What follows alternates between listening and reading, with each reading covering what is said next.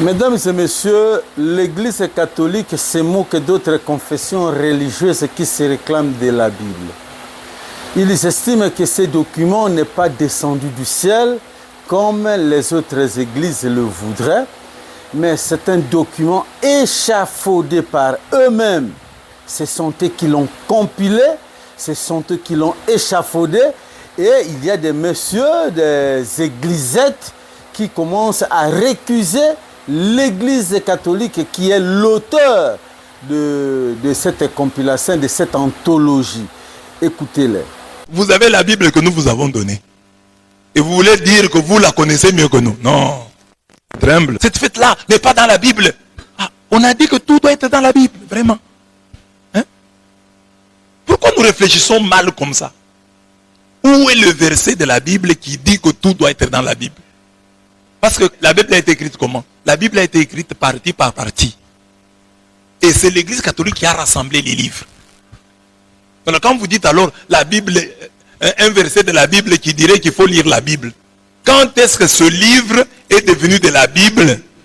Tu ne sais pas. Quand est-ce que ce livre, vous savez que Martin Luther, le père de la réforme protestante, il doutait de l'authenticité de l'Apocalypse. Tu sais que l'Apocalypse n'était pas inspiré, il doutait de l'authenticité de l'épître de Jacques. Alors quand vous vous dites non, la Bible, non, lui a étudié devant nom de l'épître de Jacques n'est pas inspiré. C'est l'Église catholique qui a dit ces livres sont inspirés. Vous n'étiez pas là. Les gens de d'autres églises n'étaient pas là. C'est l'Église qui a dit ça, c'est inspiré. Ça, on a jeté d'autres livres. Vous n'étiez pas là. Il y avait l'évangile selon Thomas. Nous, les catholiques, avons dit ça, c'est mauvais. Cet évangile est mauvais, nous l'avons jeté. Vous acceptez. Si vous êtes contre les catholiques, allez chercher l'évangile selon Thomas, lisez-le. Parce que peut-être nous l'avons jeté parce qu'il avait des choses contre nous. Mais vous devez d'abord aller chercher ça. Où est l'évangile selon Thomas que les catholiques ont rejeté? Pourquoi est-ce qu'ils l'ont rejeté? Mais vous acceptez. Nous avons rejeté l'évangile selon Thomas, l'évangile selon Judas, l'évangile selon Barnabé, l'évangile selon Jacques, l'évangile selon les Hébreux. Il y a beaucoup de textes que l'Église catholique a rejetés. Vous ne saviez pas? Et vous dites, non, l'Église catholique. Mais c'est elle qui a dit, ça, c'est inspiré, ça, ce n'est pas inspiré. Or, vous n'avez pas confiance en l'Église catholique. Vous devez normalement aller chercher d'autres textes-là, les ajouter. Parce que nous qui sommes l'Église du diable, nous avons rejeté ces textes-là. Les canons de Muratori, vous le connaissez, hein? La première liste des livres canoniques, vous n'étiez pas là.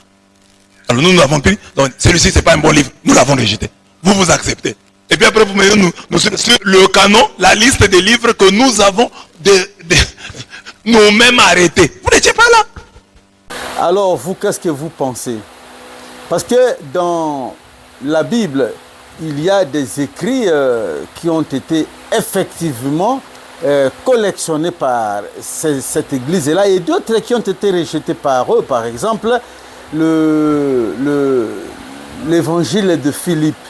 Dans cet évangile, on démontre combien Jésus donnait des baisers à Marie de Magdala, Marie-Madeleine, et on suppose que c'était sa femme parce qu'à l'époque, on ne pouvait pas donner des baisers sur la bouche à une femme qui n'est pas la tienne.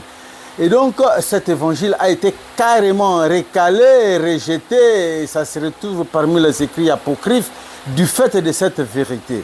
Alors, vous venez ici, vous critiquez l'Église catholique, alors qu'eux estiment que ça ne vient pas tout droit de Dieu, ce sont eux. Qu'en dites-vous? Qu'est-ce que vous pensez? Et donc, si vous diabolisez l'Église catholique, vous devez comprendre que vous êtes ni plus ni moins les filles de cette reine mère.